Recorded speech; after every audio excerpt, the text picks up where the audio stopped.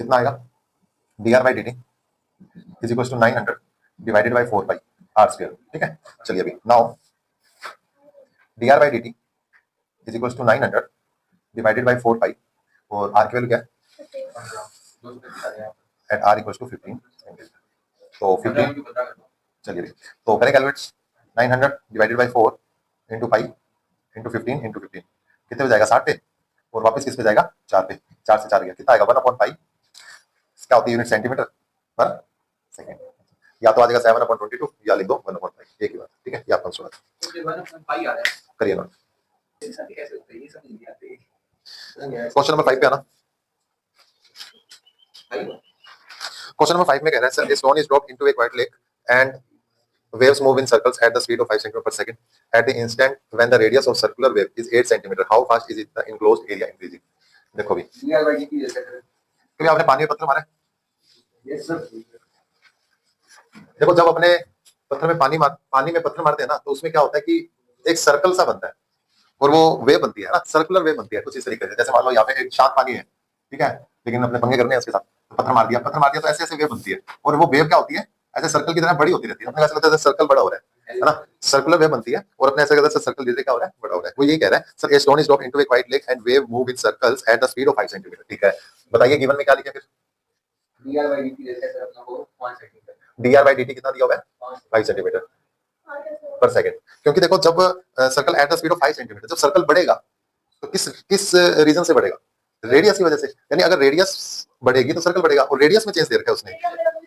देखो a stone is dropped, unit देख के पहचानो, वही तो कह रहा हूं, यूनिट से आइडिया लगेगा अपने को। ठीक है, और ये सेंटीमीटर है, पर यहां पे अगर सेंटीमीटर स्क्वायर होता तो फिर मैं डी में dt लिखता। कह रहा है सर एट द इंस्टेंट, नहीं सर्कल का वॉल्यूम नहीं होता, सर्कल का एरिया होता है। हां फिर वॉल्यूम होता है, लेक का वॉल्यूम सकते हो क्या मतलब, सर्कल की बात चल रही है। At the instant when the radius of the circular wave is 8 centimetre. ठीक है, कहता सर जब रेडियस 8 सेंटीमीटर होगा तो ये उसका एरिया किस रेट से चेंजेस होएगा, किस रेट से इंक्रीज होएगा।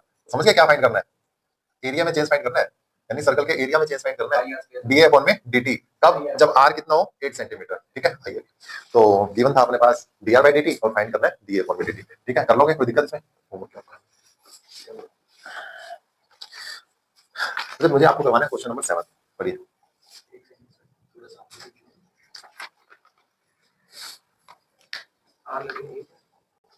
चलिए बच्चों क्वेश्चन नंबर 7 का ये क्वेश्चन नंबर 7 में ये कह रहा था length x of rectangle is decreasing at the rate of 5 centimetre. ये पहला क्वेश्चन है डिक्रीजिंग का।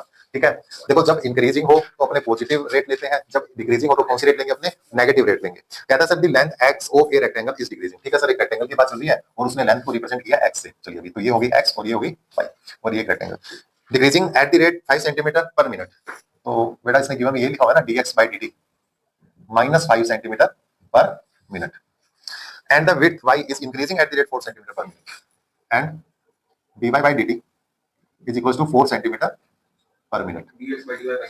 कहता है sir when x equals to 8 centimeter, y equal to 6 centimeter, find the rate of change of perimeter. आपको दो चीज फाइंड करनी है, एक तो change of in perimeter with respect to time at x equals to 5 centimeter, x equals to 8 centimeter and y is equals to 6 centimeter.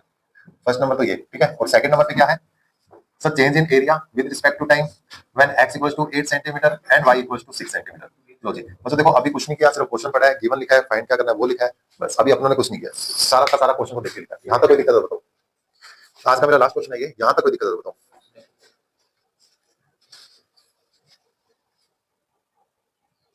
हाँ जी सही है यहां तक, हाँ जी बोलो कौन सा, हाँ लगाएंगे फॉर्मूला लगाएंगे। चलिए चले, पेरीमीटर का क्या फॉर्मूला होता है, इसको यहां से कर देता हूं। वी नो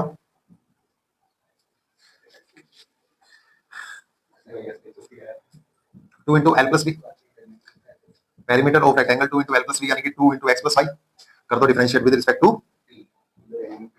लो जी टाइम के रिस्पेक्ट डिफरेंशिएट कर दो, क्या बनेगा डीपी बाई dt, 2 तो बड़ा रहेगा, ये बनेगा dx upon dt plus dy by dt, जो वैल्यू पता है वो पुट कर दो, बाकी पड़ा रहने दो, dp by dt is equal to, इसको लगाता हूं equation number 1 and equation number 2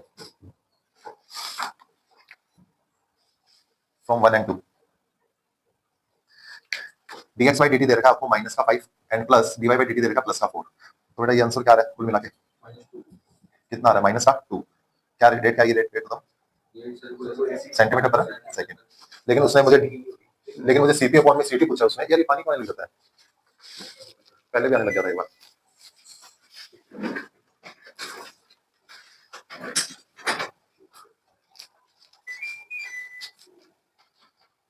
ये वो ड्रेन वाली पाइप मुझे लगता है ब्लॉक हो गई, बंद करना वहां से, एमसी बंद कर दे, चिपक जाना, चिपक मत जाना, कर दे दोनों कर। चलिए भाई DP by dt minus 2 centimetre per second, ठीक है। लेकिन उसने मुझसे पूछा x equal to 8 and y equal to 6 centimetre. Now DP by dt when x equal to 8 centimetre and y equal to 6 centimetre, बताइए कितना आएगा सर, यही आएगा, कोई चेंज नहीं होगा। कहने का मतलब उसका ये होगा, अगर लेंथ इस रेट से डिक्रीज हो, अगर विड्थ इस रेट से इंक्रीज हो, तो पेरीमीटर इस रेट से डिक्रीज होगा, ठीक है। आप जो मर्जी x की वैल्यू रख देना, जो मर्जी y की वैल्यू रख देना, लेकिन पेरीमीटर में हमेशा क्या होगा, डिक्रीमेंट ही होगा, और इसी रेट से होगा। इस कहने का मतलब ये है। अब आइए इस क्वेश्चन पे, वी नो, हाँ बोलो। सेकंड में यही तो मेन चीज है, वो समझा रहा हूँ, वो नहीं समझना, छोटी छोटी गलतियां पकड़ेगा तुम, 2 मिनट हो गया बस। हाँ जरूरी, मेन जरूर है, लेकिन मैं समझा रहा हूँ उस पर ध्यान देना, ये तो तुम भी कर दोगे। वी नो, चलिए कोई बात नहीं। एरिया इक्वल टू कितना हो गया, लेंथ इनटू ब्रेथ, यानी ए इक्वल टू कितना हो गया, एक्स इनटू वाई। बस एक मिनट इनको फ्री करो, एक्स इनटू वाई। तो करें डिफरेंशिएट, ठीक है, differentiation with respect to time, कितना बनेगा D A by D T. First को छोड़ा सेकंड का किया, प्लस सेकंड को छोड़ा फर्स्ट का किया, ये रहेगा। एक्स को छोड़ा वाई का किया, वाई को छोड़ा एक्स का किया, चलिए हो गया। रख दो, कहां से रखें sir, from 1 and 2, from 1 and 2, कहां से क्यों 1 एंड सेकंड से रखनी है।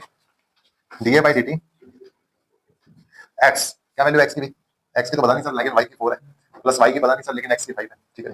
D A by D T, ये आ गया भाई, D A upon D T is equal to 4x minus 5y, ठीक है।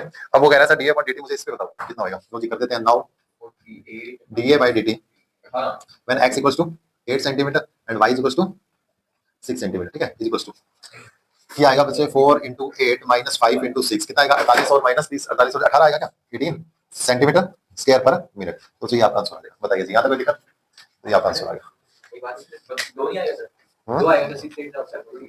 800 के 32 6 5 30, हाँ 2 आएगा, 2 आएगा, सॉरी, चलो कोई बात। तो ये है आपका 6.1 का क्वेश्चन नंबर 7। अब होमवर्क के नाम पे कुछ ले जाओ आप, है ना, घर पे बैठे करते रहना। लो जी होमवर्क यहाँ लिख देता हूँ आपको।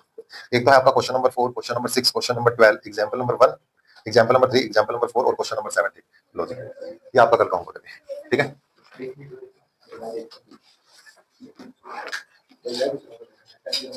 तो ये आपका होमवर्क करना भी कंपल्सरी है, ध्यान रखना, कल चेक करेंगे होमवर्क, और कल उसी को पढ़ाएंगे जिसका होमवर्क कंप्लीट होएगा, ठीक है, जिसका होमवर्क कंप्लीट होगा कल उसी को पढ़ाएंगे।